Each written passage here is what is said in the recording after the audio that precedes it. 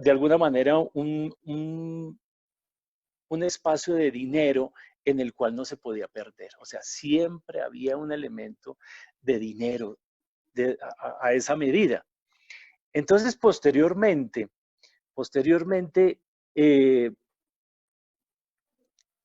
llegamos paulatinamente, pasamos el gobierno de Álvaro Uribe Vélez y en el 2013 aproximadamente comienza a darse unos coqueteos con la OSDE, con la OCDE, en el cual ellos empiezan a decir, pues, a hacer unas recomendaciones especiales para supuestamente nosotros ser un país rico, ¿no? Porque este es el club de los ricos, la OCDE es el club de los ricos.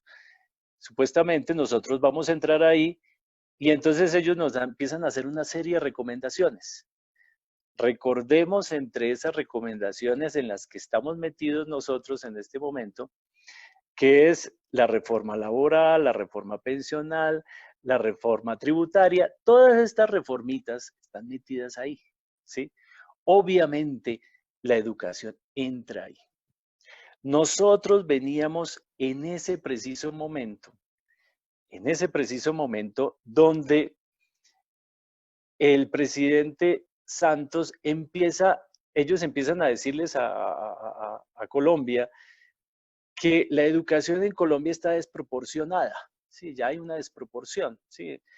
Entonces empiezan a analizar exactamente lo que es la educación inicial, la educación preescolar y empiezan a mirar desde ese punto de vista las desproporciones que hay, tanto en preescolar, en educación media y en educación superior. Desde ese punto vamos a empezar a mirar cómo la OCDE empieza de alguna manera a inmiscuirse y a hacer unas políticas para que nosotros empecemos a acomodar con eso. Creo que con esta introducción vamos a llegar de alguna manera a la OCDE, ¿sí? Como este elemento de la OCDE para empezar a mirar y analizar.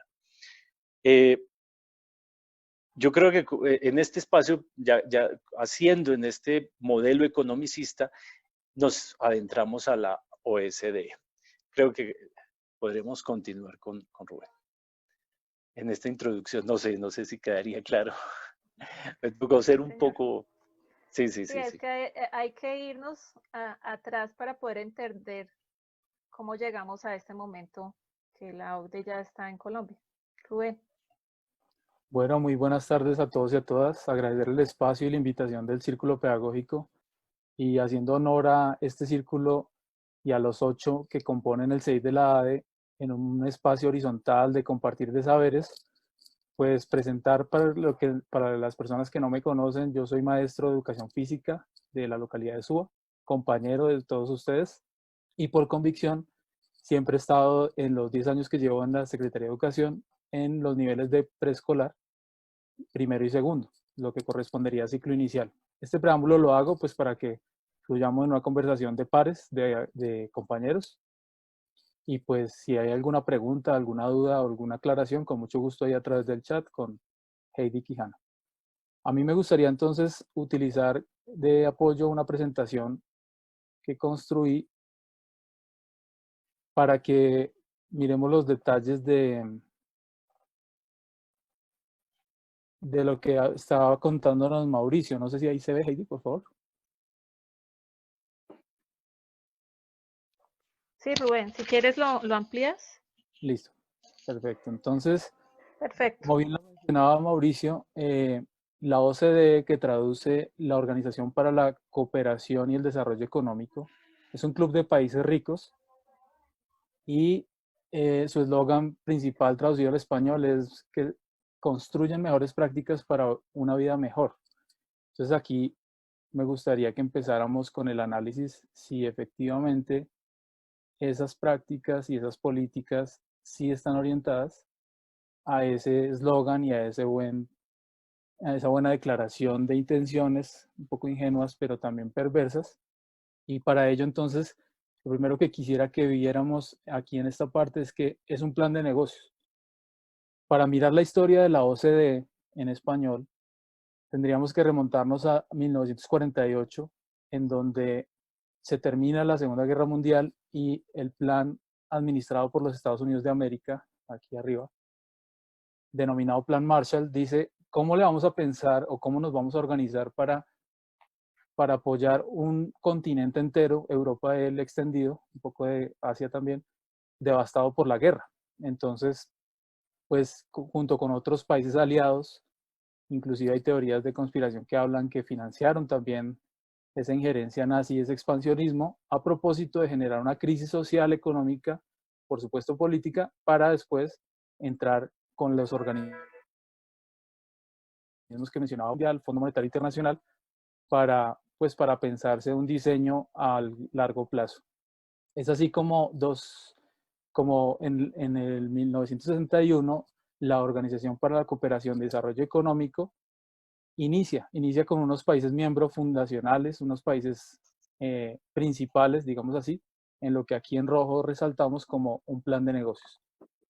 Tanto es así que en los 50 primeros años de la OCDE, la riqueza nacional de Estados Unidos se triplicó.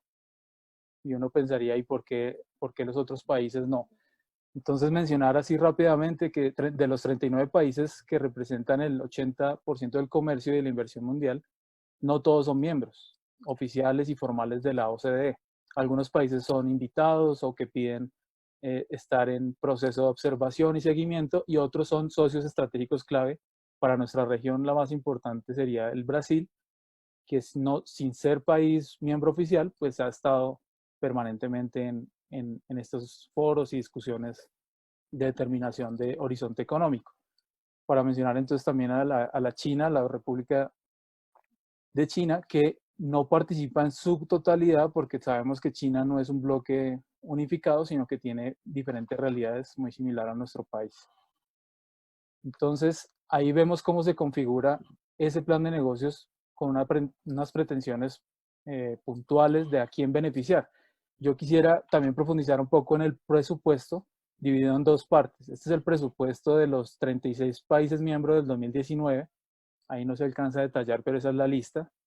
Y a la derecha está en qué porcentaje aportan al funcionamiento, sostenimiento y, por supuesto, intencionalidad de la OCDE. En términos de euros, por supuesto, dólares también. Entonces, en una primera parte, ese presupuesto está constituido por 202.5 millones de euros. Y retóricamente y discursivamente en los documentos dicen que los porcentajes de contribución deben ser iguales y proporcional al tamaño de los ahorros de cada país miembro. La segunda parte, que quiero detenerme un segundo porque es especial, 83.5 millones de euros, pero ojo a esto, solamente para un cierto número de países interesados, digamos que aportan un excedente o un adicional para programas y proyectos específicos que, ojo a la parte final, solamente benefician a ellos los que más aportan a esos programas especiales, para un total aproximado de 386 millones de euros. Aquí de pronto en la tabla ampliada podríamos enunciar que Estados Unidos, como miembro fundacional, como lo decíamos en la historia, aporta el 20.5% del presupuesto de primera parte, es decir, aporta la quinta parte de los 202.5 millones de euros. Y eso ya da un carácter de intencionalidad hacia dónde es que se tergiversa o se formulan aquellas recomendaciones o buenas prácticas para los Estados miembros. Mencionar también que 8 países miembros adicionales, para un total de 9, aportan el 61.5%, es decir, solo con los 8 países miembros fundacionales y algunos otros con economías sólidas como el Japón, aportan más de la mitad al funcionamiento y a la estructura de la OCDE. Y en contraste, para mencionar solo el dato de Chile, que fue el estandarte de Juan Manuel Santos y de Gina Parodi, diciendo que tendríamos que superarlos a ellos. Ellos en 2019, Chile aportó 1.2% solamente. Parecería poco, pero si lo traducimos a millones de euros, son 2.4 millones de euros, lo cual pues corresponde a no solamente un ajuste de política pública, sino a un gasto en términos de financiación extranjera, además del pago de la deuda y de los otros organismos multilaterales. El país que menos aporta es Islandia, el 0.6. Y la pregunta que dejamos abierta es, ¿y Colombia, que ha venido solicitando desde el 2000 participar en pruebas PISA, que también decidió entrar en observación y en proceso de recomendación desde antes de Juan Manuel Santos, pero agudamente en ese mandato, y que ya es país miembro en el 2020, la pregunta es cuánto tendría que aportar, además de todos los gastos y de pago de deuda externa, al funcionamiento de la OCDE? Entonces, para verlo en perspectiva, esa financiación, mencionar solo datos generales, no de funcionamiento, sino exclusivamente de pagos de salarios, el secretario general de la OCDE recibe al año 226.000 euros, un poco más, y divididos en 14 mesadas, si así fueran, solo de salario básico 16.000 euros, lo que corresponde más o menos a 65 millones de pesos colombianos al mes, por 14 veces al año. Y sus subsecretarios o los secretarios generales, algo así de 57 millones de pesos colombianos al mes, 14 veces al año. Entonces, la pregunta que surgiría es, ¿estamos trabajando, o la OCDE, en su retórica de los informes y de profundización de buenas prácticas, menciona bastante que está trabajando? La pregunta entonces es, ¿para quién o para quiénes? Y ahí podríamos entonces establecer o conectar varios elementos. Lo primero es que llevan 60 años diseñando políticas para una vida mejor, y entonces en términos de prepandemia y pospandemia, uno podría pensarse si esas buenas prácticas han atenuado en sus economías y en sus modelos económicos, cómo atenuar la crisis ambiental mundial o global. Y pues la experiencia de Europa en términos de acceso al agua, por ejemplo, para hablar de uno de los 4 elementales del planeta, pues es bien precaria. De hecho, ellos tienen que consumir agua embotellada. Lo otro es que siempre usan el estandarte y el eslogan en todos los documentos, que se prepara para el futuro mundo, o el mundo del mañana. Y esto entonces nos invita a pensar ya en la pandemia. ¿Qué pasó en Europa, en la mayoría de países miembros fundacionales, a propósito del sistema de salud tercerizado, de negocio, privatizado, etcétera, por mencionar solo uno de los derechos? En términos de igualdad, pues no se explicita bien igualdad para qué y en términos de qué. Igualdad frente a la ley, pues sí, pero no en cuanto a oportunidades y bienestar. Entonces, para detallar un poco y ampliar lo que estaba planteando Mauricio, ellos siempre proponen soluciones a retos en 3 campos fundamentalmente: el campo social, económico y político, pero siempre, ojo con este elemento que es más allá de lo semántico, y es con estándar internacional. Todo planteado en términos de homogenización, unificación y estandarización. Tangible también se hace en estos 6 elementos. Solo quisiera enunciar el mejoramiento económico y la creación de empleo, porque ellos hablan de ampliar una fuerza laboral, no de dignificación del Estado y de la condición laboral, sino del número de empleos, sin importar las condiciones, y de una educación eficaz. Prueba de ello, de lo conceptual que mencionaba Mauricio, de un lenguaje empresarial, fabril, de acumulación de capitales grandes. Este es un dato general. Entonces, si la OCDE lleva ya el próximo año 60 años, desde el 2010 han sido 7 países nuevos, y Colombia entra en el número 37 desde el 2020 a ser parte formal. Por eso la premura de la jornada única, por eso la premura de lo que mencionaba Oscar Mauricio, del 278 y de la reducción de la costo-eficiencia o del gasto y de todo ese argot en términos de lo que siempre enuncian como calidad y como ahorro en términos de pago de salarios, plantas físicas y demás. Quisiera entonces finalizar esta primera parte hablando de PISA. Seguramente ustedes han escuchado, y en los estados de opinión de los medios masivos de información o de desinformación, o ojalá de comunicación. Y es un programa, ¿no? Entonces a nosotros nos lo presentan todo el tiempo como unas pruebas que hay que superar, que hay que mejorar en resultados, pero las pruebas solamente son una punta del iceberg, porque en realidad es un programa. Entonces quisiera detenerme un poquito en explicar que el programa internacional para la evaluación de los estudiantes es de muchas aristas y en muchos ámbitos. Sin embargo, mencionar que este semáforo, aquí vemos el mapa, este semáforo que se plantea en términos del de la iconografía cromática, es decir, que lo verde es lo positivo, lo rojo es lo que hay que cambiar o aniquilar o eliminar, pues por supuesto vemos lo que planteamos desde el inicio en la historia, pues los Estados Unidos de América y especialmente Canadá en el norte, siempre con una calificación en verde o de máximos. Estos son los resultados cromáticos de lectura, de la prueba de lectura, de competencias lectoras, y pues vemos Centroamérica y Suramérica en un rojo profundo, no solo por el tema del proceso del conflicto, sino en resultados también. Y uno podría empezar a hacer correlaciones entre una cosa y otra.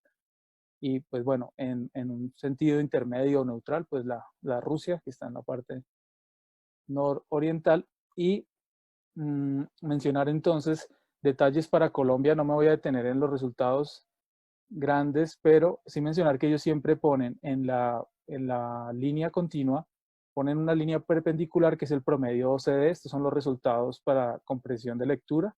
Por supuesto, Colombia está muy por debajo del promedio de la OCDE, no solo en términos de inversión del PIB, sino en resultados concretos. Matemáticas también, y ciencias un poco mejor que matemáticas. Ellos trazan un documento sociodemográfico para analizar similitudes o distanciamientos entre niños y niñas. Es el único elemento que tenemos alto, es decir, el enfoque de género educativo, tanto oficial como particular en Colombia, pareciera que estuviera superior al promedio OCDE, es decir, la diferencia de género por ser niña a nivel global, en términos de lo que ellos miden y muestran, pues pareciera que estuviera más diferenciado en el resto de países. En lo social, pues derivado del conflicto, se supone que estamos muy a la par del promedio OCDE, y con relación a lo inmigrante, pues estamos por debajo del promedio estándar que tiene Europa con la migración de Grecia y otras situaciones de geopolítica de la región. Ellos entonces plantean que tienen un funcionamiento dentro del programa de evaluación internacional de estudiantes, en donde miden áreas fundamentales del campo de la ciencia, de la matemática y de las humanidades, aquí en la parte superior izquierda. Por supuesto, el énfasis en la tecnología de la información y comunicación, y plantean que nadie los obliga, es decir, ellos desde la retórica dicen, cualquier país puede solicitar ser parte. Colombia solicitó ser parte de estas pruebas y estas mediciones desde el año 2000. Ellos también dicen, nosotros no seleccionamos todo el país, puede ser por regiones, inclusive aleatoriamente, supuestamente se elige entre lo oficial y lo particular, es decir, colegio privado y colegio público, pero no está clara la metodología y el uso y la intencionalidad de la presentación de los datos. Entonces, vemos como escuelas que venden su matrícula a gran alto costo, escuelas particulares, que siempre andan en la competitividad, dicen que sus estándares son altos no solo en pruebas en saber, sino en las pruebas muestrales como PISA, diciendo que les va muy bien. Ahora, si uno entra al análisis de colegios muy específicos, sabemos de fondo en procesos de etnografía que se excluyen estudiantes de bajo rendimiento justo para el día de la aplicación, o que incluso en la aplicación misma hay injerencia, bueno, todo lo que sabemos de error de las pruebas censales y estandarizadas. Para mencionar entonces al final que todo este modelamiento de datos del Big Data les permite a ellos diseñar, ojo con la perversión de diseñar una escuela, ¿no? Para las buenas prácticas, desde un ideal, y diseñar todo un sistema, ya lo mencionaba Oscar Mauricio, desde la atención inicial a la primera infancia hasta la tumba, retóricamente diciendo que debe estar articulado y debe estar mejorado. Entonces ellos diseñan política educativa y forma a las políticas educativas con dos estandartes. En Europa usan el ejemplo de Alemania, que desde el año 2000 le ha apostado a eso. Ellos simbolizan con este lápiz no la cualificación y la potenciación de un maestro pedagogo científico de la educación desde la pedagogía, sino la capacitación de agentes educativos o la capacitación de un personal o de un operador, de un tecnócrata que hace caso, obedece, coge un currículo estandarizado como fórmula, receta, lo aplica, lo mide, se mide a sí mismo, entre comillas, recibe unos beneficios, unos bonos como el índice sintético de calidad, que es un salario mensual, un salario anual, pero de la asignación básica mensual, y todos felices con el tema del mérito. En el caso suramericano usan el estandarte de Brasil, que el próximo año está por cumplir su meta de mejorar 34 puntos en los resultados externos. Y pues mencionando que hemos visto toda la debacle y el fracaso de la política social y ambiental que ha tenido el país con Bolsonaro, Y también la cooptación, muy importante este detalle porque ustedes recordarán, los que están en Secretaría de Educación del periodo pasado, la injerencia de este programa de todos aprender y a leer y escribir en el tiempo correcto. Ese fue cooptado de la teoría libertaria de Freire. De hecho, Victoria Angulo, antes de pasar al ministerio, trae como asesores pedagógicos a María Das Gracias y a la profesora Gazzola, que trabajaron mancomunadamente con Freire en el sindicato brasilero, pero cómo cogen la teoría y los conceptos, la semántica de algo que se asume en términos de derecho para aplicar lo que siempre hemos dicho de estandarización, de currículo homogéneo, y decir que entonces ya no se hablan de estándares básicos de aprendizaje, sino más bien de derechos básicos de aprendizaje, pero en la fórmula, en lo concreto y en el fondo es lo mismo. Finalizaría esta primera parte entonces mencionando varios aspectos. Y es que hay una apuesta, porque es que se dice en varios espacios, he escuchado en varias conferencias y a personas que no hacen parte del sistema público oficial, que la FECODE y las filiales no tienen propuesta, que no se hace nada, que solamente se pide lo gremial, lo salarial, lo económico, pero pues estamos aquí precisamente para conversar, no para mostrar, sino para cada vez reavivar ese movimiento pedagógico que se materializa en lo siguiente.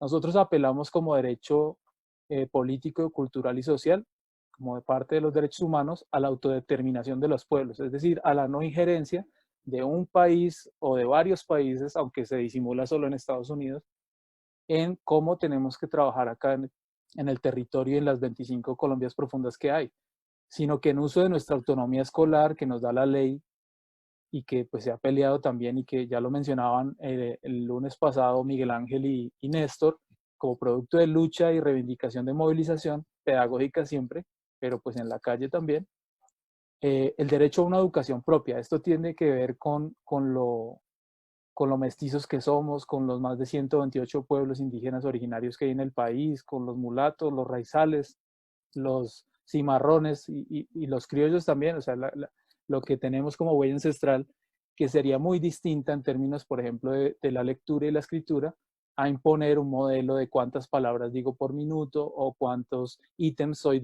estoy capaz de responder para tener un resultado deseable en esas pruebas. Entonces, mencionar que esto se concreta en el PEPA. Ustedes pueden aquí en la parte superior izquierda ver la cartilla del PEPA que está en la federación, en la página de la FECODE. Allí se habla bien de qué es el proyecto educativo pedagógico alternativo. También el correo pedagógico que circulamos desde la ADE como un consolidado de las relatorías que se hace en la Asamblea Pedagógica Distrital anual. Y este es el último, en donde el preescolar tiene un eje temático prioritario. Con esto, por supuesto, y los debates que ustedes realizan, se alimentan los pliegos de peticiones tanto de la filial de la ADE para el caso de Bogotá y de la federación, por supuesto, FECODE.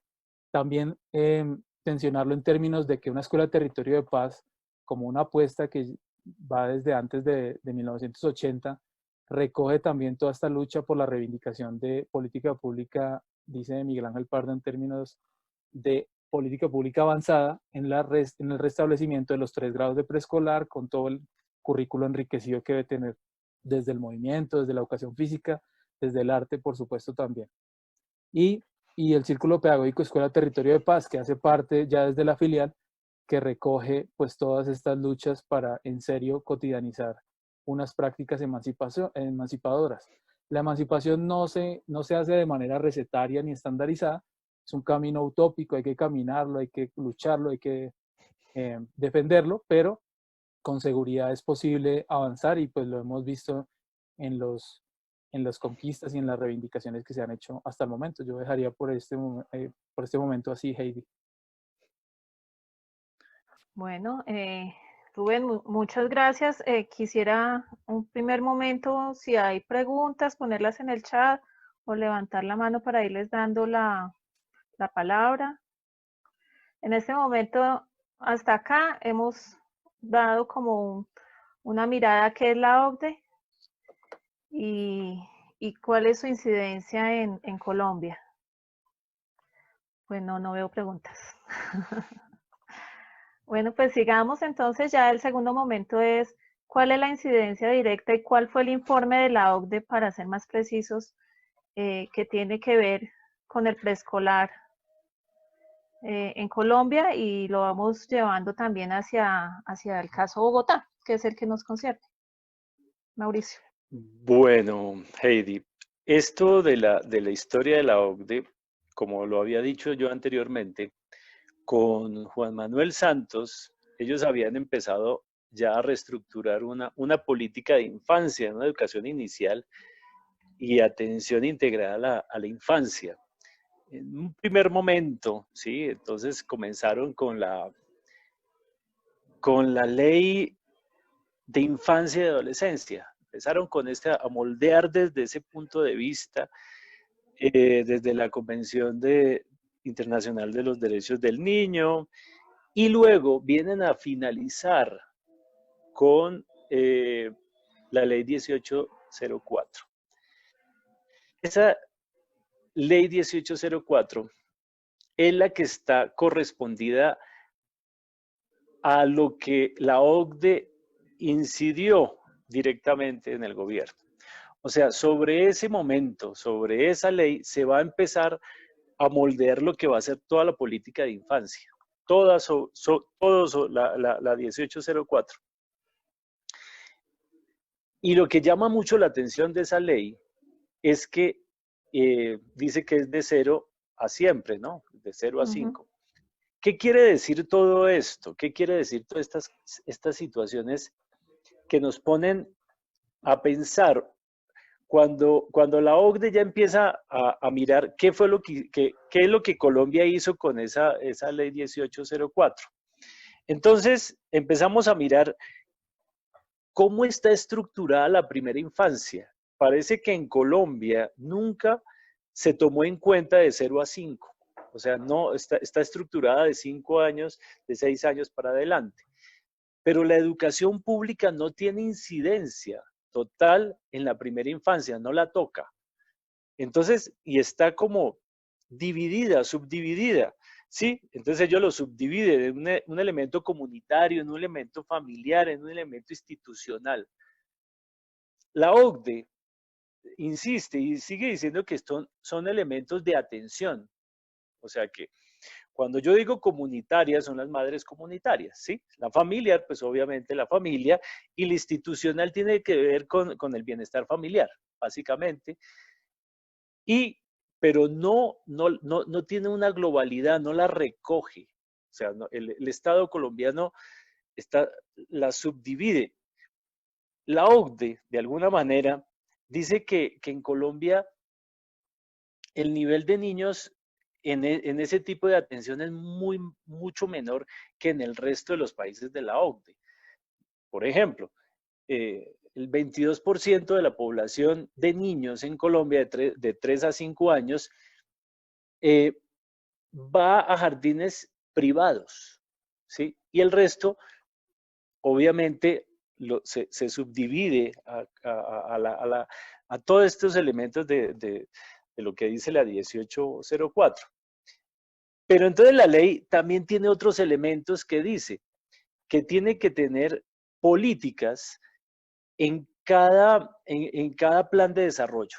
O sea que introduce que los niños de 0 a 5 años y en esta política de atención a los niños deben estar en los planes de desarrollo. O sea, deben estar ahí. O sea que si vamos a analizar la ley, garantiza en ese momento que todos los planes de todos los gobiernos deben estar incluidos. En esto tenemos que tener cuidado porque aquí cuando un alcalde, gobernador, mete en el plan de desarrollo, tenemos que vigilar que se dé esa política de 0 a 5 años.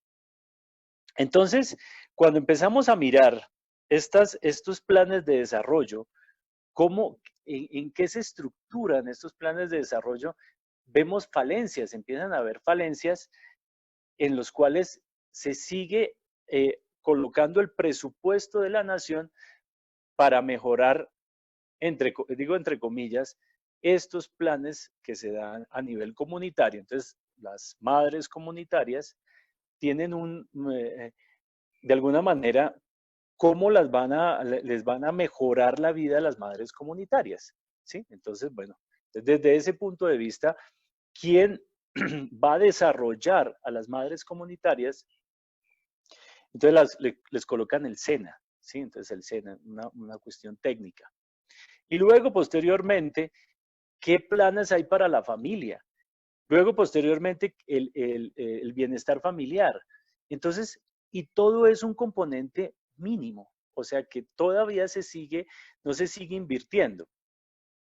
La OCDE coloca un ejemplo que en preescolar no se invierte tanto, o sea, en educación superior, a este nivel se está invirtiendo 4 veces más que en preescolar.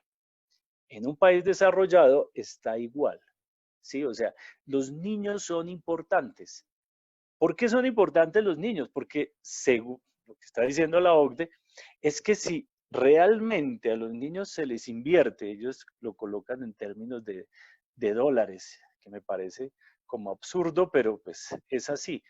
Por cada niño que se le invierta $1, se revierte $8 después, ¿sí?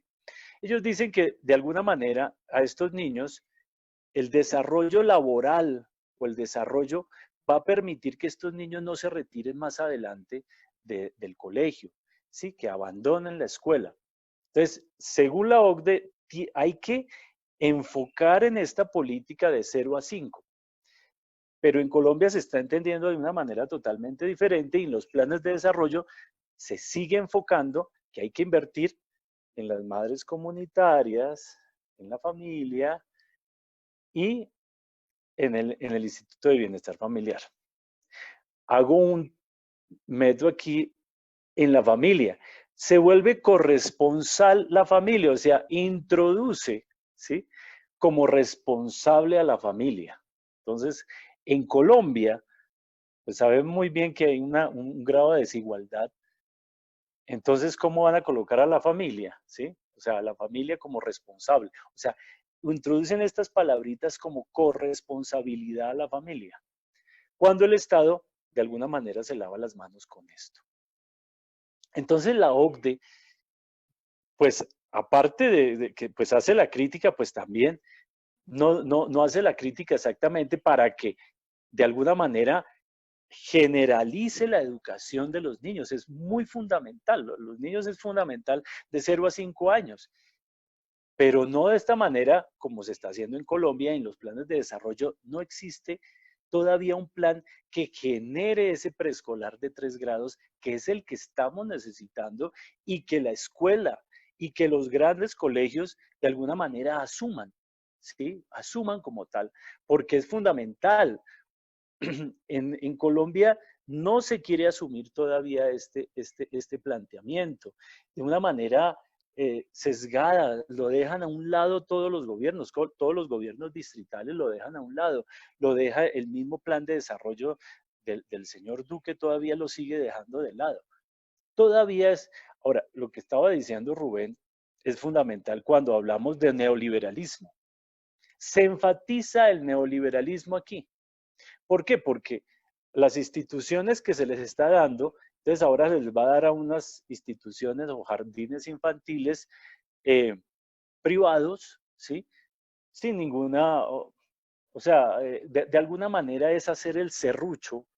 El neoliberalismo en Colombia es el serrucho de lo privado, o sea, cómo pasamos de lo estatal, el dinero de lo estatal a lo privado, ¿sí? Y de alguna manera empezamos a hacer el negocio, viéndolo de una manera perversa en Colombia, para mejorar a estos grandes riquezas en Colombia, ¿no? No mejorar lo público, obviamente no lo van a hacer.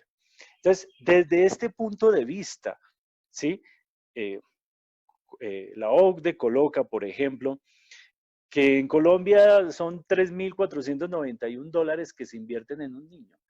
El promedio en la OCDE en este momento es de 7.428 que es lo que realmente tiene en los países ricos. Colombia no lo invierte, Chile tiene un promedio más o menos de $5.000 en esto. Entonces, lo que se está mirando y lo que se está evaluando, de alguna manera, es que el gobierno nacional invierta en la política pública para la infancia, que es lo que tiene totalmente abandonado. O sea, cuando nosotros vamos a analizar esto, vamos a mirar que en la educación médica, en media, hay una inversión, en la educación superior hay una inversión que es 4 veces más. Entonces, no garantiza los derechos a los niños. Parece como si en Colombia los niños no tuvieran derechos, o sea, desde que se nace. En la ley 1804 sí hacen unos énfasis, de alguna manera, que hay que mirar sobre, por ejemplo, políticas de niños para víctimas, ¿sí?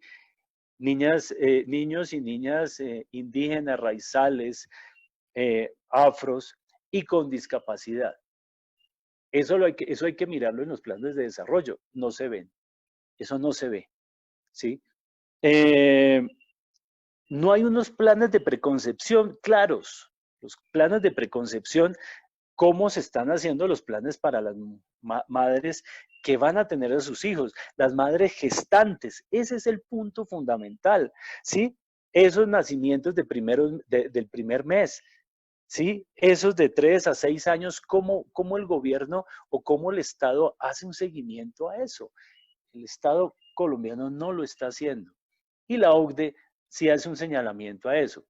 Pero también observamos que la OCDE hace señalamientos también y siguen insistiendo en hacerlo a nivel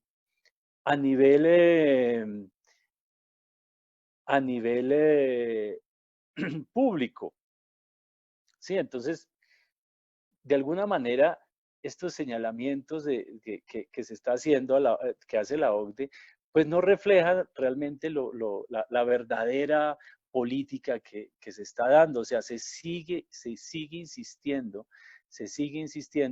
en mejorar lo privado. O sea, que aquí sigue siendo lo privado. O sea, cuando uno analiza la OCDE, siguen analizando que se siguen vinculando los elementos privados, ¿sí? No lo público. Y es lo público lo que debe garantizar el derecho de los niños y niñas en Colombia. Digamos que en esta parte podríamos hacer como una primera parte sobre cómo es la ley 1804 y cómo se relaciona directamente con la OCDE. La de Por ahora, 0 a digamos, siempre. exacto, de 0 La a que 100. conocemos como de 0 a siempre. Y De 0 también a yo 100. quería hacerte ahí un paréntesis diciendo que si uno lee esos informes que da la OCDE, uno dice, esto es una maravilla, porque lo ponen de una manera, digámoslo, muy romántica, ¿no? Entonces esto vamos a hacer y vamos a mejorar y vamos y vamos y vamos.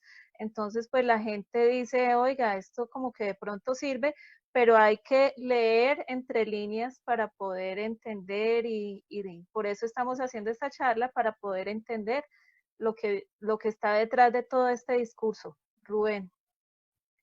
Sí, gracias Heidi. Así es. Y mencionar solamente el dato que desde que somos participantes voluntarios, muy entre comillas, se ha dicho cómo las buenas prácticas de Chile, por ejemplo, con el caso de CIMSE, que es la prueba censal que hacen ellos, lo que sería el ICFES y las pruebas saber para nosotros, cómo se ha dedicado a construir currículos hegemónicos, únicos, estandarizados. Y retóricamente se decía, no, es que hacia allá es que tenemos que ir. Y en los informes, recuerdo yo el del 2012 y 2016, se menciona mucho ampliar la bolsa y la financiación. Y uno, en los días F de desobediencia civil al Día de la Excelencia Educativa, siempre nosotros desde la filial, pero también la federación diciendo, pero ¿cómo así estamos pidiendo lo mismo? Más dinero para la educación. Y lo sospechoso y lo que va al trasfondo es ampliar la bolsa y el recurso mientras hacen los decretos de contrarreforma legislativa que mencionaba Oscar Mauricio, de desfinanciar a lo largo de 20 años el sector no solo de la educación, sino todo lo que tiene que ver con el SGP y los demás elementos que contiene la bolsa.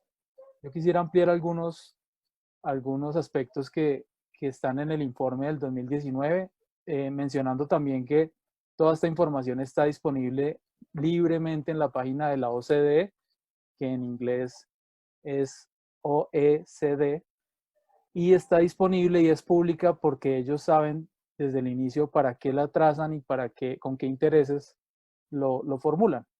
Entonces, para quien quiera acceder, eso es de libre acceso allí, está en 3 idiomas se puede descargar un montón de documentación.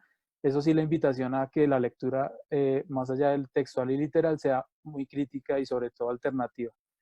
Mencionar entonces que ellos siempre han trazado una línea divisoria, son tajantes en decir, el lineamiento de primera infancia potencia a las personas, a los estudiantes, mientras que la OCDE dice, no, hay que escolarizar, hay que de una vez entrenar y entrar en la lógica del coaching para las pruebas y para una vida académica europea, digamos, sin estigmatizar lo geopolítico, pero sí eurocentrista. Entonces siempre se genera la dicotomía, o le apostamos a las dimensiones del decreto de preescolar 2247, o le apostamos a las competencias, que es lo que frecuentemente circula en el estado de opinión. La evaluación o calificación que está por auge hoy aquí en tiempos de pandemia, si evaluar es formar y valorar, o más bien calificar y así sea en escala de números o de descripciones, pero estoy mirando qué tan lejos y qué tan quedado o estancado está el niño o la niña. Y por supuesto, está entre el debate de los ritmos de aprendizaje que son únicos y particulares o los estándares básicos de aprendizaje en nuestro país enunciados como derechos, pero están bien lejos de ser un derecho. Mencionar también que el hecho de emanciparse no quiere decir ir en contra del derecho digno de la educación. Es más, tenemos experiencias puntuales, sobre todo en educación propia del Cauca, en donde los etnoeducadores han logrado incluso superar los desempeños de las pruebas en términos de competencias, sin que ese sea el pilar fundamental de la acción cotidiana pedagógica. Entonces no significa resistirse por terquedad o por vagancia o mediocridad, sino por el contrario, sin que ese sea nuestro énfasis, tener unos muy buenos resultados cuando se amerite medir y contra cualquier organismo internacional que quiera tener injerencia. El caso puntual es Finlandia, que no se gasta todo el dinero que se gasta Colombia en evaluaciones externas y censales, pero que tiene unos resultados ya no los mejores, pero sí dentro de los mejores en esas pruebas de medición PISA, Times, IELTS y demás. Mencionar entonces que en el informe de 2019 se hace una diferenciación de la atención a la educación inicial y la atención integral de primera infancia. Entonces hay un enfoque familiar, un enfoque comunitario y un institucional, que para nuestro caso sería el ICBF en lo nacional y la Secretaría de Integración Social en lo distrital, el Ministerio de Educación en lo nacional, en los territorios, en la ruralidad, y la Secretaría de Educación en el caso de Bogotá. Mencionar entonces que ellos dicen, bueno, vamos a dar unas recomendaciones, muy entre comillas, de unas buenas prácticas sobre cómo está haciendo la atención integral de educación inicial Colombia. Lo primero que dicen, y habría que ver pues, la metodología a profundidad y en qué se basaron, dicen que en los preescolares las prácticas de juego libre son sin actividades estructuradas, es decir, el juego libre per se, en donde simplemente se hace guardería, cuidadanía, entretenimiento, película y ya.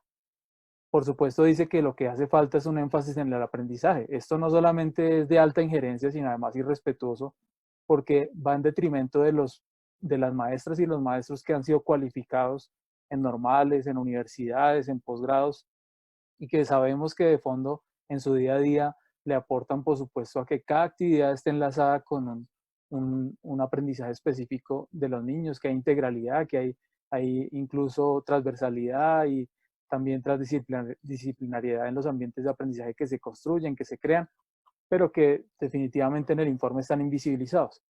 Entonces se plantea que desde 2015 que solicitamos el ingreso a 2019, ese modelo de atención, bueno, malo, privado, público, como haya sido, ha sido ínfimo en términos de la correlación con resultados en pruebas PISA. Es decir, nos califican mal para decir, usted está en crisis, venga, le digo cómo sale de la crisis.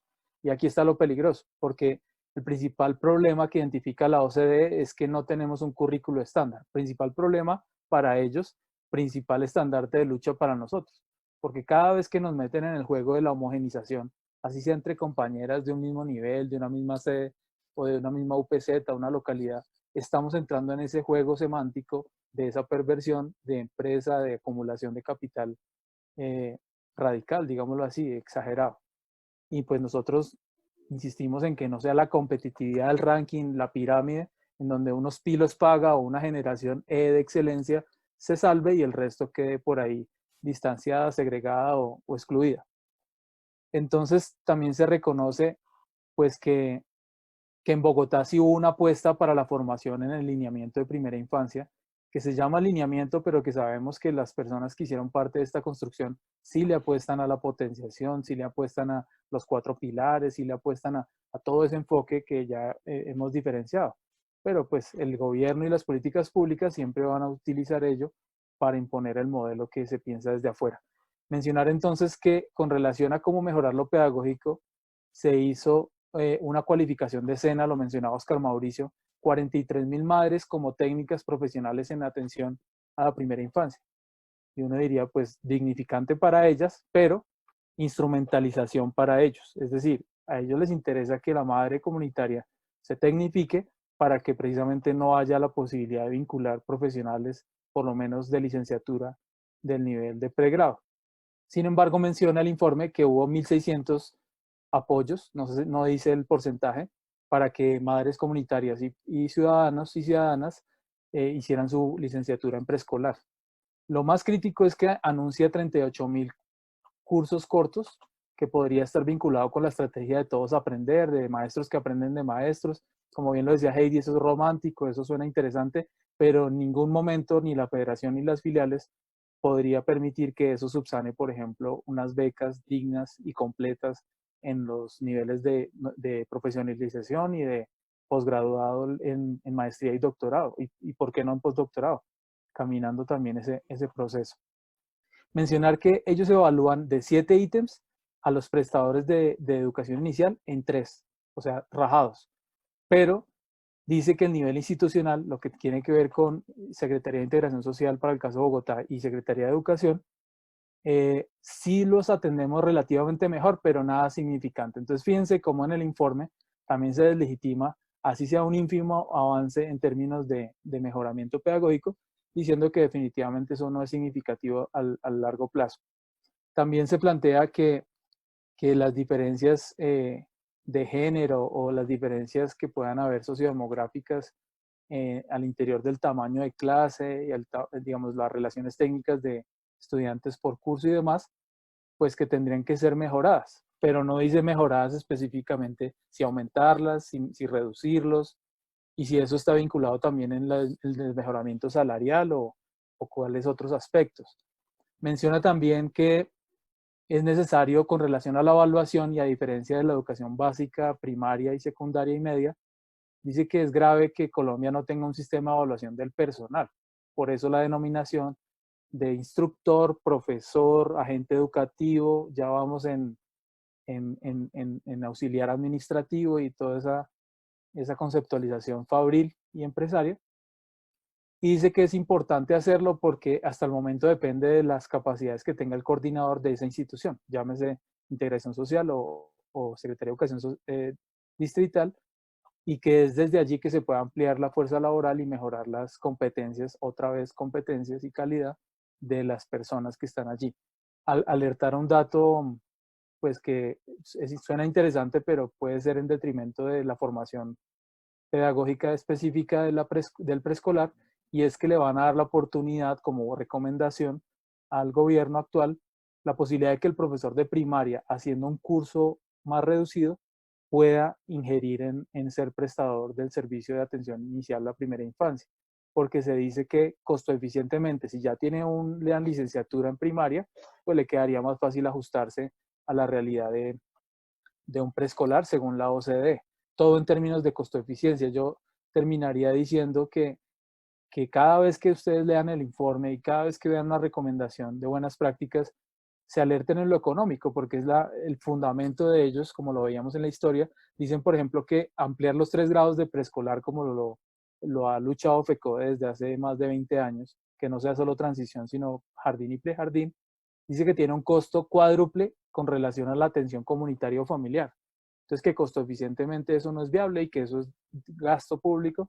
Entonces, que es más fácil hacer este tipo de tercerización y de, digámoslo, de activismo al corto plazo y no de una política pública estatal. Entonces, pues afortunadamente a este plan de desarrollo le quedan 2 años nomás. El plan de desarrollo lo traza el presidente de turno cada 4 años. Hay que resistirlo, soportarlo y enunciar que, bueno, los DBA están diseñados para articular las tres modalidades, para decirle al padre de familia vaya y exija que tanto en lo familiar comunitario como en lo institucional, a usted le tienen que garantizar que su hijo sí o sí y de cualquier manera y sin inversión tenga acceso a esas competencias y habilidades que se enuncian.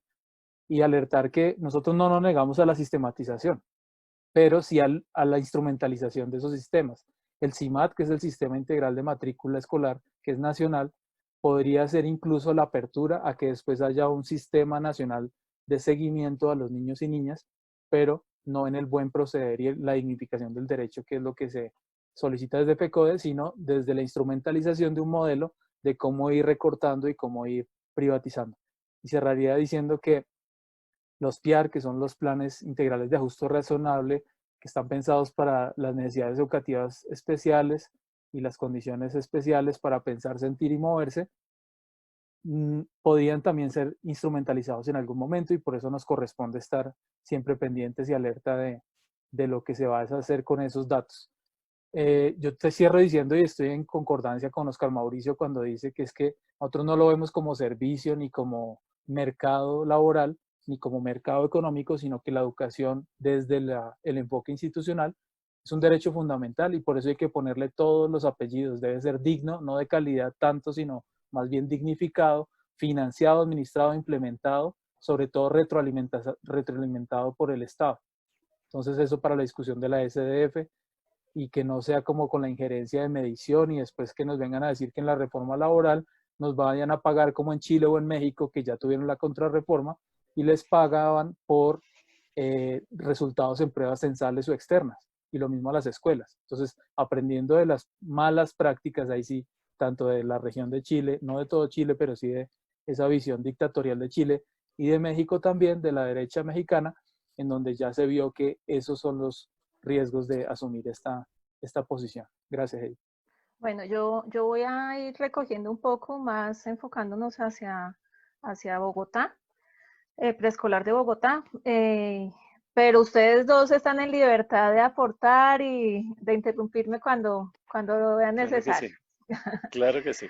Bueno, yo quiero empezar diciendo que este informe que dan se está basando prácticamente es en la atención integral a la primera infancia y lo que dan es como los caminos por donde debe ir esta atención integral.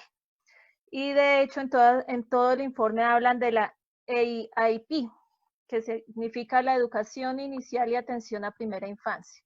De ahí es porque nosotros recalcamos todo el tiempo, en el distrito no somos educación inicial, porque nosotros no damos educación desde los 0 años, porque esa educación inicial está de 0 a 5 años.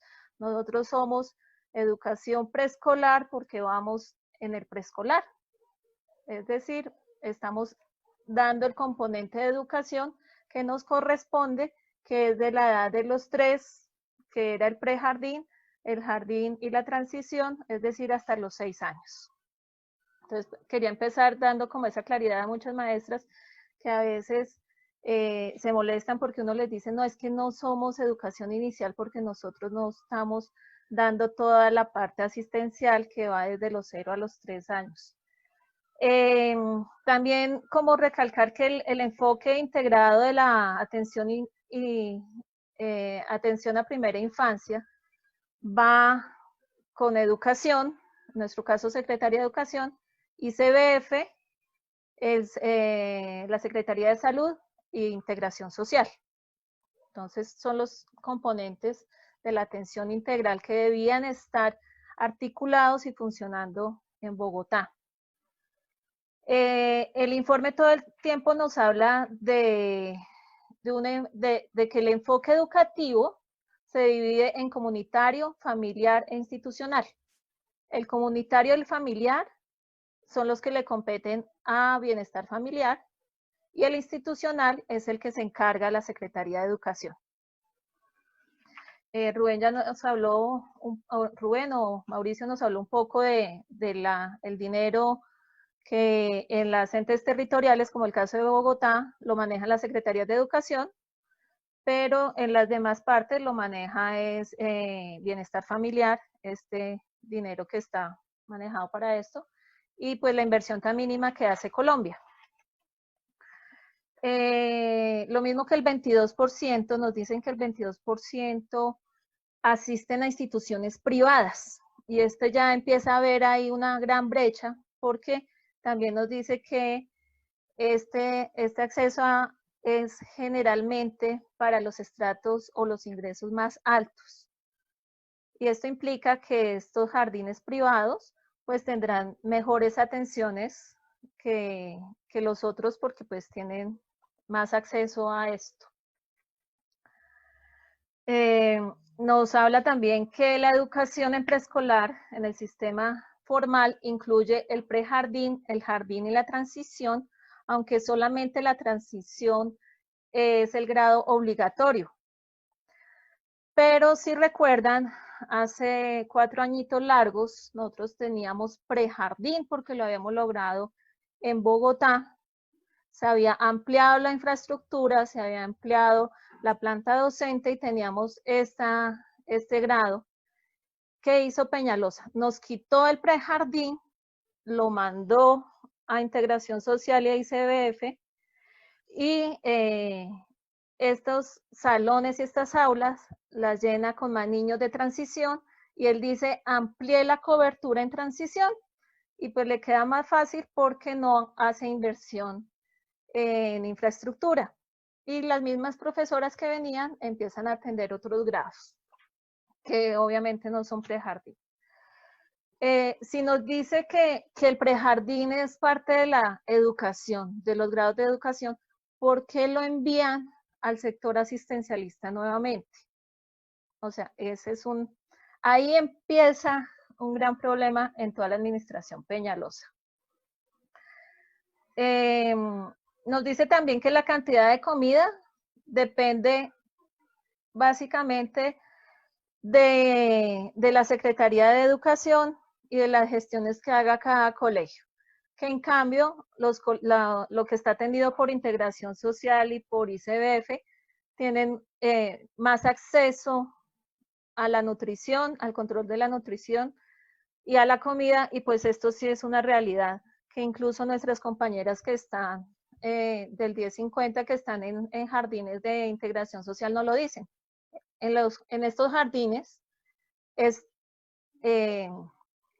se encuentra esta atención del nutricionista, se encuentra la enfermera todo el tiempo, y hacen este seguimiento de la nutrición y lo pueden encaminar al sector salud donde le corresponde, mientras que en nuestros colegios llegan cajas de compensación, ponen a una persona que se llama nutricionista, les hacen un seguimiento de talla y peso, que significa que los tallan y los pesan 2 veces al año, y no se sabe qué pasa con estos informes, porque pues no llevan a nada, no llevan a que se les haga un seguimiento al niño, no llevan a que le cambien la minuta, no llevan a absolutamente nada. Entonces ahí es algo perdido desde las cajas de compensación.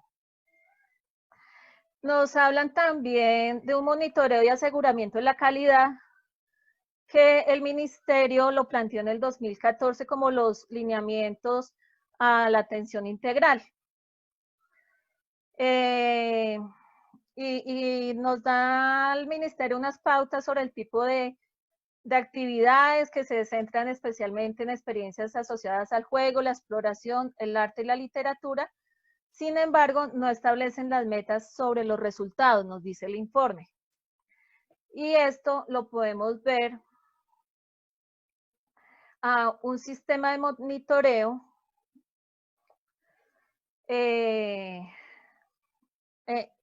el año pasado en Bogotá, mejor dicho, me enredé. La OCDE pide un sistema de monitoreo para ver los estándares de calidad de esta educación inicial. En Bogotá vimos que el año pasado, con muchos alardes, nos sacan el informe que se llama el seguimiento a la educación inicial, y lo saca el IDEP. Pero vemos quién hizo este seguimiento. Y este seguimiento lo hicieron cajas de compensación con Secretaría de Educación y los que contestaron estas encuestas o este seguimiento fueron los rectores y los directivos de cada institución. Entonces las maestras no se ven reflejadas en este monitoreo que se hizo de la educación inicial, porque no es la realidad que se ve en el aula.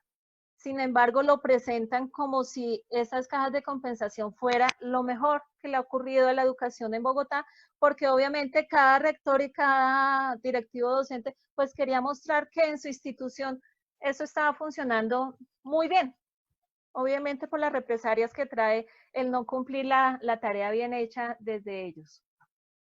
Vemos también cómo nos hablan de los agentes educativos en el informe. Nos dicen que los docentes en el sector educación, en el sector institucional, tienen que ser normalistas superiores, licenciados, o deben entrar por un concurso, pero el concurso solo hay para el grado transición.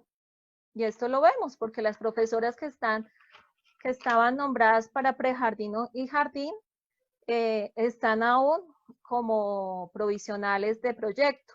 Entonces, esto es un inconveniente porque esto hace que estas profesoras no tengan acceso a esa capacitación, no tengan acceso a hacer un posgrado, no tengan acceso a hacer una maestría con la financiación de la Secretaría de Educación, porque son provisionales. Nos dicen también de mejorar los beneficios, lo que nos decía Rubén, que las prácticas son basadas en el juego libre y las actividades sin estructuración. Esto es una ofensa directa a todos los maestros y a las instituciones porque nos están diciendo que las maestras no planean, las maestras no hacen unas mallas curriculares, no hacen un currículo, no la apuntan y contribuyen al PE institucional. Y esto es una gran mentira que ellos quieren mostrar y que esto no es así.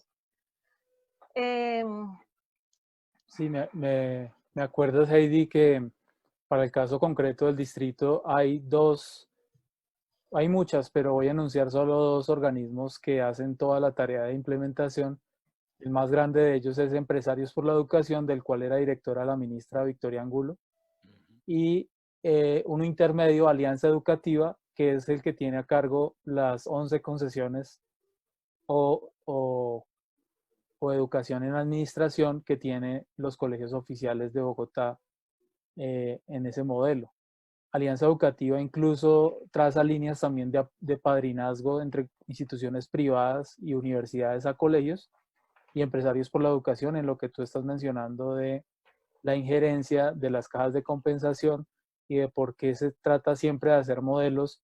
Entiéndase y compréndase, por ejemplo, la encuesta que circuló en estos días de pandemia y todos esos intentos de tamizaje con una retórica de buen proceder e ingenuidad, pero que de fondo trae una intención clara de legitimidad de ese tipo de iniciativas de terciarización y de privatización. También lo que tú habías mencionado antes de los lineamientos. Tenemos que ver que en el informe de la OCDE todo el tiempo dice que Colombia es uno de los pocos países que no tiene un currículo establecido para preescolar y que esto hace que la calidad no pueda ser evaluada en la realidad. Y vemos como el año pasado las cajas de compensación también, en un afán muy grande que les dio finalizando el año, sacan un nuevo lineamiento donde van cambiando poco a poco a su acomodo los ejes de la educación inicial. Obviamente esto lo hacen en convenio y pues tenemos que ser claros que lineamientos solamente han salido en Bogotá para educación inicial. Teníamos uno anterior y este salió el año pasado y fue un trabajo de Secretaría de Educación, Bienestar Familiar y obviamente las cajas de compensación. ¿Para qué? Pues para dar respuesta a este tipo de cosas. Nos dicen también que hay que hacer un sistema, la OCDE manda, porque ellos mandan, ¿no? Ordenan, que se debe hacer un sistema para mejorar las competencias pedagógicas y es nuevamente esto de la evaluación. Entonces, lo que decía hace un instante Rubén, que es el sistema de valoración que nos le trataron de hacer el año pasado, que las maestras hicieron un pilotaje, que más que para ver, más que evaluar el niño en un contexto que no es real, porque yo no puedo hacer una valoración a un niño de Ciudad Bolívar en X colegio, a un niño en Suba en otro colegio o a un niño en un colegio rural. Es absurdo que apliquen el mismo instrumento de valoración. Sin embargo, ellos lo querían hacer porque es más una forma de evaluar el desempeño de los maestros, de qué tanto están progresando los niños con estos maestros, porque este sistema de valoración lo pide la OCDE. La OCDE dice, necesitamos implementar un sistema de valoración para evaluar el desempeño del personal. Y el personal, pues, somos nosotros los docentes. Nos hablan todo el tiempo también de transiciones exitosas, pero ahí lo aplican desde el contexto de que vienen de un jardín externo y van a pasar al colegio, al sector educativo, pero no nos habla de qué pasa dentro de los colegios, porque las transiciones reales se dan entre el preescolar y la primaria, entre la primaria y el bachillerato, y luego entre el bachillerato y la universidad. Estas transiciones no han ocurrido nada de lo que cogen las cajas de compensaciones que dicen, les dan una charla y así debe ser, y ya con esto se solucionó porque ya dimos la charla, entonces ya se solucionó este tema. Jornada única, como lo estaban tocando ustedes también. Peñalosa se comprometió a hacer una ampliación de jornada única y pues la cumplió porque nos implementó la jornada única en todos los colegios con el 1050 en las instituciones, porque amplió la jornada de los niños. Y si vemos el decreto de jornada única, esto corresponde a jornada única en preescolar. Entonces ahí él, bajo esto, él lo cumplió. También decir que pues las profesoras obviamente no es que no hagan oposición, sino que les da un poco de miedo porque son muchas provisionales. Y este es lo que cogen los directivos para presionar a las docentes y que entren estas cajas de compensación a las instituciones. Entonces vemos que el negocio, pues obviamente, sale Bogotá, que amplía ampliamente el preescolar, que le da un aporte a todo lo que ha pedido la OCDE, y pues ya vemos cómo lo lograron. Lo logran con las cajas de compensación, que no vienen a implementar proyectos para mejorar el preescolar, sino para dar respuesta a estas inquietudes que pone la OCDE, y pues que ellos es casi que una orden que le dan al gobierno para ellos poder continuar con estas ayudas e inversiones. Voy a leer unas cosas que están acá en el chat. Nos dicen Mónica Cardona, claramente es lo que quieren vender con el proyecto 1050, llamándolo atención integral. Ellos se enmarcan en una idea de ruta de atención integral que quieren posicionar desde los colegios de la Secretaría de Educación, lo cual es una utopía y una falacia que irrespeta en toda su esencia la palabra atención integral. Sí, señora. El Ministerio de Educación enfoca la propuesta de sectorizar cada atención, pero en Bogotá han pensado en hacerlo priorizando el sector educación, que no cuenta ni con el presupuesto, ni con los espacios, ni con los materiales, ni con los profesionales interdisciplinariamente necesarios de calidad para ofrecer una real atención integral a la primera infancia, y lo disfraza desde la tercerización de las cajas de compensación, que no entran a hacer atención directa en ninguno de los aspectos que evalúa el desarrollo de cada niño, y a nivel nacional muy pocos COMPES van directamente enfocados al tema de la atención integral de la primera infancia, y cuando llegan a algunos municipios llenos de pobreza y necesidades, en su totalidad el recurso no se utiliza para esa referencia específica, y aún peor, con la corrupción que se demarca en el país. Pero es obvio que el juego es una herramienta de aprendizaje. Estoy segura que para todas las maestras es igual. Es un irrespeto, totalmente de acuerdo. Cuando la profe Joana, cuando las maestras de primera infancia queremos aplicar a las maestrías ofrecidas dentro de las opciones que ofrece la Secretaría con opción de beca, hay muy pocas o casi ninguna opción para nosotras y nos toca conformarnos con lo que nos ofrecen y adaptarnos a suspenso, lo que cierra nuestro crecimiento profesional. También, muy de acuerdo. Buenas tardes. 2 preguntas, Luis Alberto. Ya te doy entonces la palabra.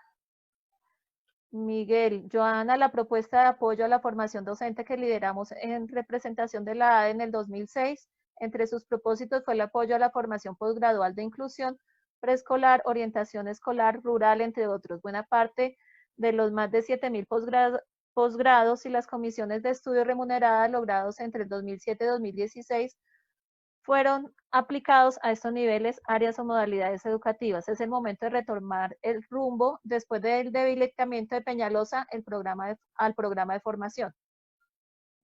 Este es el momento para que lo retomemos en el plan sectorial de educación y el plan territorial de formación docente que se está elaborando. Buena oportunidad para que sea planteado por parte de los colegas que nos representan actualmente en el Comité Distrital de Formación Docente que coordinan con el IDEF. Colegas, precisa y excelente exposición. Bueno, muchas gracias, Miguel. De Sujei Erazo.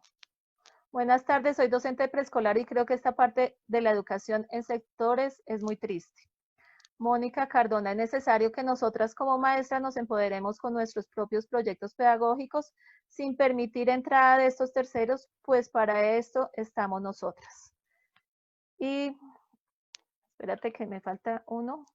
La Secretaría solicita a las cajas de compensación evaluar el trabajo de las docentes del distrito. Sí, señora. No contamos con las herramientas para dar un buen aprendizaje y a eso en este grado de preescolar le sumamos la cantidad de niños en colegios privados que no cuentan con una alimentación adecuada. Esto es muy triste para nuestros niños. Y estaba el profe, se me fue el profe.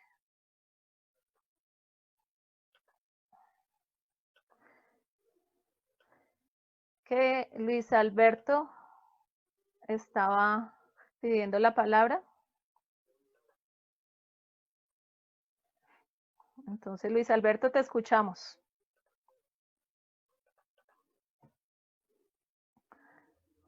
¿Me escucha? Sí, señor. Bueno, gracias. Buenas tardes. La primera pregunta es para Mauricio.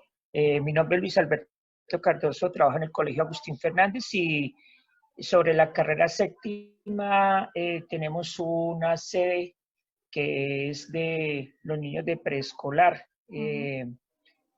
Y ahí tenemos un inconveniente, pues todo estaba trabajándose, digamos que el 90% de las docentes ahí son ya contrato independiente del Estado y solamente tenemos 3 docentes provisionales en este momento, pues que están muy preocupados por estas políticas. Pues mi pregunta va a lo siguiente. Yo quisiera saber si la ley 115 en el artículo 11, ¿cierto?, habla sobre los niveles de educación formal, identificando como parte fundamental en el sistema educativo al preescolar.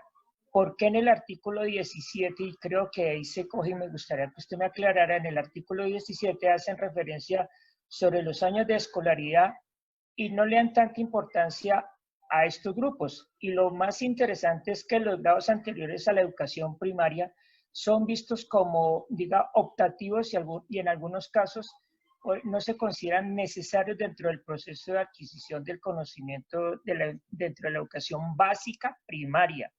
Entonces, casi que yo creo que el gobierno se coge eso, pero sí me gustaría que me aclarara eso por un lado. Y para Rubén Darío, buenas tardes igualmente. ¿Qué relación tiene ahorita la OCDE con todas las políticas que está planteando el gobierno actualmente de Duque? Porque si nosotros vemos, hay 9 puntos fundamentales de Duque que son, digamos, que las exigencias que le está pidiendo esta organización, que es la organización del Club de los Ricos, por ejemplo, la lucha contra la informalidad, la reforma judicial, la economía naranja. Bueno, todas estas reformas. Serían esas 2 preguntas. Muchas gracias. Gracias. Bueno, mi profe, recordemos que la ley 115 está en el año 94, ¿no? Entonces, en el año 94, pues está especificado hasta 6 años de edad, o sea, no los niños menores de 6 años de edad, o sea, solamente se le da un año de obligatoriedad, ¿no? Pero resulta que como está así en la ley, y en este momento se está haciendo como el empalme, obviamente, posteriormente con la ley de infancia y adolescencia, con lo que la misma que le acabo de comentar, la 1804. Entonces, hay unas incompatibilidades dentro de la ley. En esas incompatibilidades es donde en los planes de desarrollo se tienen que integrar. Ahí es donde se tiene que integrar, ¿sí? Ahí hay unos vacíos y en esos vacíos es donde entra los planes de desarrollo. Mauricio, se te fue el audio. Allá. Ya. Para que empate en esa parte de ahí. Entonces, tienen necesariamente que ver con eso. O sea, en este momento, pues la Ley General de Educación parte de 6 años hacia arriba. Obviamente, nuestra lucha, la lucha sindical, es ampliar ese preescolar a 3 grados. De eso se trata, que tenemos que ampliarlo desde los planes de desarrollo o cambiar de alguna manera la ley y cambiar de alguna manera la ley 115. Esa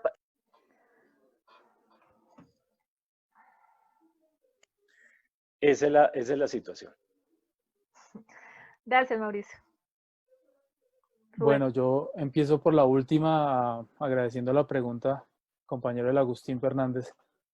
La relación con las recomendaciones, entre comillas, más bien mandato de la OCDE, pues son directas, son absolutas, porque recordemos nosotros que el director del BID, Banco Interamericano de Desarrollo, fue en su momento Iván Duque. El creador de una pseudoteoría, desde mi opinión personal y con el respeto de quien opine distinto, que llamó economía naranja, pues está atravesada en todas las bases para el plan de desarrollo. Son 1080 páginas que analizamos el año pasado y todo el articulado que se luchó, entre esos acabar la JEP, acabar todo el sistema integral de justicia, verdad, reparación y no repetición, y de designarle solo un 3% a la implementación del acuerdo de paz, por mencionar solo un elemento. Entonces, pues la resistencia es grande, sabemos de la situación actual de derechos humanos, de la persecución, de todo el panorama de líderes sociales y demás, pero como les decía, una cosa es una política pública nacional de un plan nacional de desarrollo que es grande y que está anclado a lo que comentaban en el chat de los compes, pero que dura 4 años por fortuna. Y entonces la decisión es no en 2 años, que son elecciones, sino desde ahora en las comunidades educativas para tomar decisiones distintas, no solo de presidencia, sino del Congreso de la República, en donde tengamos representatividad, no solo gremial, sino por supuesto social.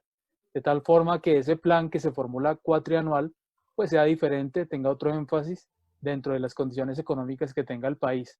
Sin embargo, sí es necesario, y es una lucha ya al mediano y a largo plazo, que como política de Estado, así como el acuerdo final de la terminación del conflicto armado, que no es política pública de merced de quien quedó elegido, sino que es una apuesta de Estado, ojalá pudiéramos dejar la educación y todos los temas de salud y de saneamiento básico como política estatal digna con todo el tema de renta básica, porque si lo dejamos como política de Estado es largoplacista y es garantista también de que conexo, ahí sí ampliando un poco la pregunta que le hacen a Oscar Mauricio, conexo al derecho de la educación está desde cuándo inicia en su enfoque institucional, es decir, desde cuándo los colegios pueden empezar esa oferta y de qué forma lo van a garantizar. Eso quiere decir en términos concretos, pues prejardín, jardín y transición con todo un currículo enriquecido desde los campos del arte y la educación física. Yo comentar 2 cosas que se hablaba de la formación docente y desde la utopía. Yo tengo la fortuna de haber sido preparado también en el extranjero, en el país, uno de los países que pertenece después de la Unión Soviética a ser socio activo de la OCDE, que es Ucrania. Pero aunque participa, no quiere decir que le comulgan todas sus recomendaciones.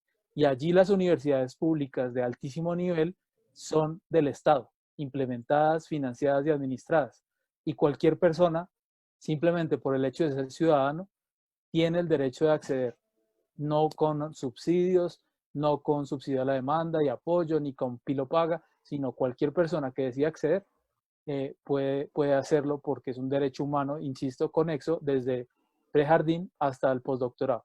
Y también el caso concreto de Chile, que sabemos de la injerencia de la derecha chilena y de la dictadura, pero que también está la Universidad Nacional de Chile, que es pública, que es oficial, que ha tenido incluso exalumnos como Allende, para poner un ejemplo, y que pues tuvimos también la fortuna en lo que puntualizaba Miguel Ángel de la lucha desde el 2007 en el FOFAT, Fondo de Formación Avanzada Docente. En mi época, cuando pude acceder a ese estudio posgradual, por supuesto sí con una oferta reducida en términos temáticos, pero nos daban solo el auxilio del 50% para poder acceder a cualificación. Sin embargo, es una lucha de la ADE, específicamente en Bogotá, y luego ampliada por Gustavo Petro en la Bogotá Humana, cuando logra que sean más de 7.500 compañeros a 100% de beca, de los cuales puede que no nos hayamos beneficiado directamente, pero sin duda nos alegra bastante en un sentido comunitario y colectivo que debe ser. No es retórica cuando decimos que todos somos ADE y todos somos FECODE, porque las reivindicaciones deben ser pues para todos. Gracias, Heidi. Bueno, también respecto a lo que tú dices, pues sí, es que la administración de Peñalosa se vio un retroceso impresionante en todo lo que es el preescolar, en todos los aspectos del preescolar, o sea, llegaron las cajas de compensación, se perdió esa atención que se tenía desde el arte, los profesores que llegaban de danzas, de música, de inglés, de educación física, todo esto se perdió por ampliar simplemente 2 horas de acompañamiento con docentes que pueda que estén preparados, pero que ellos llegan a hacer lo que los mandan a hacer, que es acompañamiento.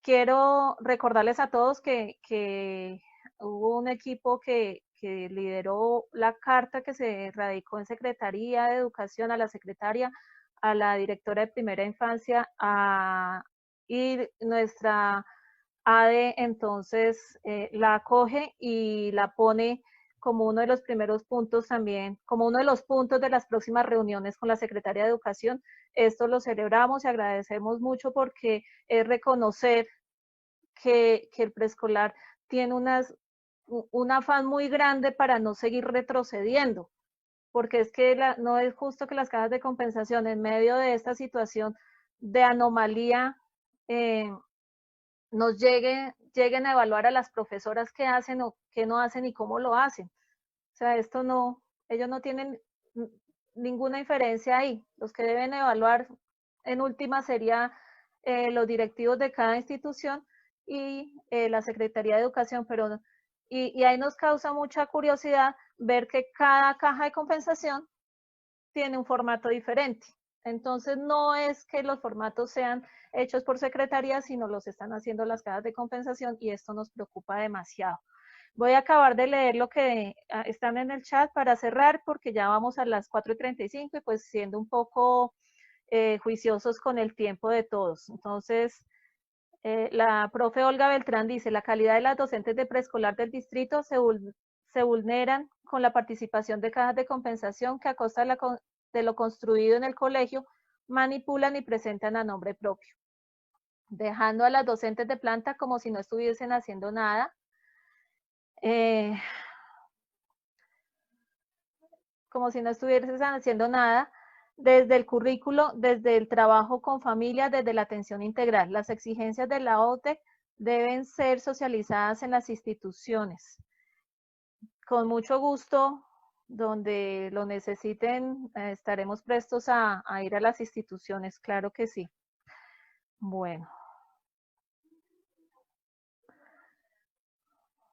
Ismar, importante este espacio, felicitaciones por tan relevantes aportes. Marcela Velandia, las cajas de compensación desconocen el contexto y realidad de las familias, ejecutan procesos de forma desorganizada, duplican el trabajo de las maestras titulares y reducen la calidad de la educación en el preescolar.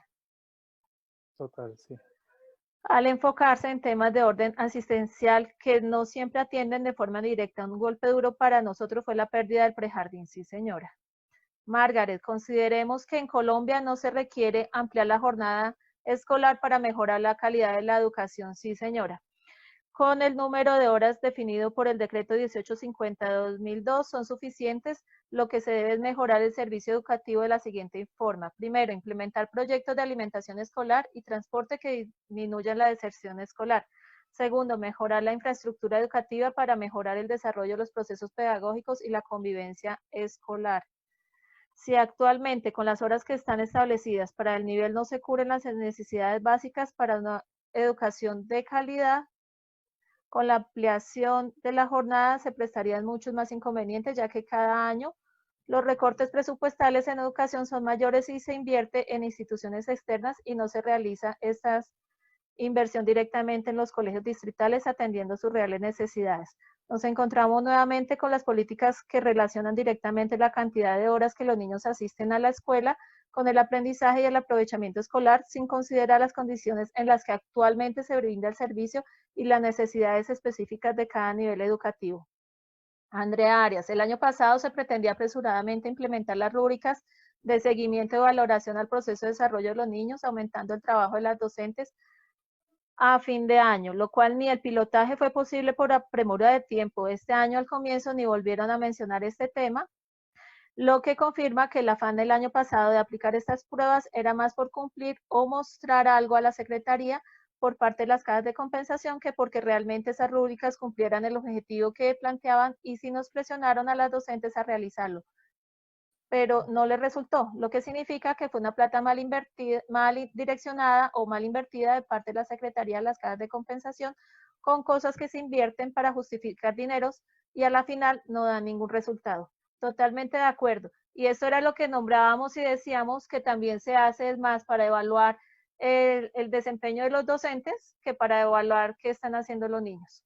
Mónica, debemos ser parte importante de nuestra institución educativa, dejando clara la importancia de nuestra profesión y de nuestra profesionalidad. No somos menos ni más que ninguno de nuestros compañeros, por eso debemos participar de cada estancia activamente. Y eso fue todo. Bueno, yo creo que invitación también al círculo que cada uno de ustedes pertenece. Por favor, Rubén y Mauricio. Son 7 círculos que están en el 6 de la ADE. Acá estamos prácticamente 3, todos muy preocupados y muy comprometidos con la educación pública y por supuesto estamos entre todos analizando todos estos temas que son tan importantes para el magisterio. Mauricio. Bueno, no, invitarlos al Círculo de Territorio y Paz, del cual también soy parte con Rubén. Es un círculo pues, que está tomando los momentos que estamos viviendo de mucho rigor, obviamente, con lo que está pasando con los acuerdos de paz, con lo que está pasando con los asesinatos a nuestros líderes sociales, cómo es el respeto a nuestra escuela como un territorio obviamente libre. Entonces, desde ese espacio, pues que nos hacemos el llamado para que conformen este círculo. Estamos prestos para estar con ustedes y con todos sus aportes. Rubén. Rubén. Sí, gracias. Mencionar a las compañeras Ismari Bernate y Doris Casas, que junto con Mauricio Cañón y mi persona conformamos el círculo. Digo conformamos porque se mantiene el espíritu como acá de horizontalidad y de participación entre pares y pues digamos se aborda con más énfasis temático la Escuela Territorio de Paz sin dejar de lado todos los esfuerzos que se hacen en conjunto. Entonces, bienvenidos, invitados a participar. Yo quisiera dejar un mensaje final y es que cada uno de nosotros es relevante desde el rol donde está. Entonces las compañeras ya lo han dicho en el chat ampliamente. Si estoy en el aula puedo emancipar, puedo hacer propuesta pedagógica concreta, puedo apostarle a una dignificación del derecho de los niños con todas las tensiones de parámetros y ahorita que regresemos a la alternancia con lo que signifiquen los cuidados, pero también estar alerta en las negociaciones, porque ustedes saben que el derecho, lo tocaba Miguel y Néstor la sesión pasada, el derecho de asociación va vinculado al derecho de convención colectiva y de negociación colectiva, y eso tiene que ver con que la Secretaría de Educación actual se ha comprometido a tener más frecuencia de reunión, y ahí va lo de la carta que mencionaba Heidi, para negociar todo lo del pliego de peticiones del 2020 que está en la ADE, está en la página, ustedes lo pueden descargar, y para nutrirlo de aquí en adelante. Y por supuesto las comisiones de implementación de FECODE, que el año pasado lograron unos acuerdos de 36 puntos amplios y que hemos visto progresivamente, teniendo en cuenta que se negocia es con el gobierno de Duque, cómo se han venido avanzando en su implementación. Entonces, acompañar a las convocatorias que se programen en este momento y en el siguiente semestre es forma de respaldar esas negociaciones de quienes nos representan, los 13 directivos de la Junta de la ADE y los 15 del Comité Ejecutivo.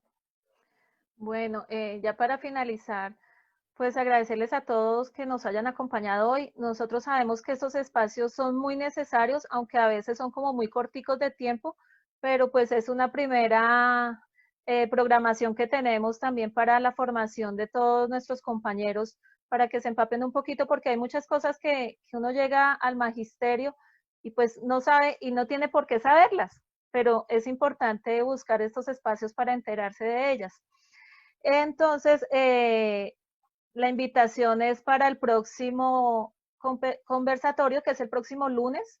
Van a estar nuestros compañeros de la Escuela Sindical ESADE, de la ADE también, de nuestro sindicato, la ADE. Va a estar Mauricio Correa, asesor de Escuela Sindical, y Jairo Castro Ballesteros, también asesor de la Escuela Sindical.